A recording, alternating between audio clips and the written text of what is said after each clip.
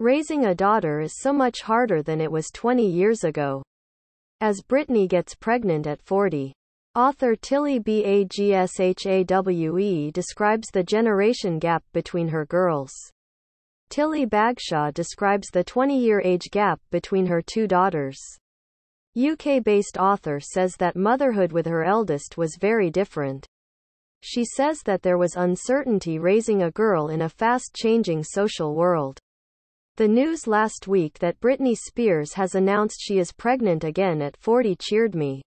This was mostly because of everything the poor woman has been through to get to this point.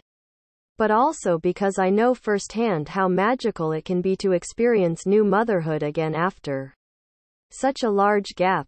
The youngest of Britney's two sons with her ex-husband Kevin Federline is 15. And at a very different stage in your life.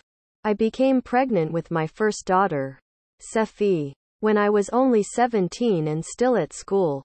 My youngest child, also a daughter, Summer, was born 20 years later, almost to the day. I also have two lovely sons, born in between them. But it's the vast age difference between my girls that people seem to comment on most often. How weird is it? Girlfriends ask. Having a 10-year-old and a 30-year-old? Motherhood must be such a different experience for you now than it was back then.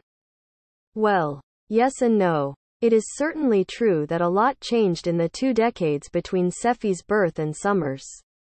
And while some aspects of motherhood, the love, the exhaustion, remain timeless, there is no doubt that raising children today, in particular raising girls, presents new and different challenges that simply didn't exist in the 1990s. Seffi's birth was traumatic. Nothing can really prepare a teenager for what childbirth actually is. I remember thinking between contractions how bizarre it was that I could feel so much agony and yet still be conscious. I loved Sef since the moment I knew she had been conceived. The love grew once she was born.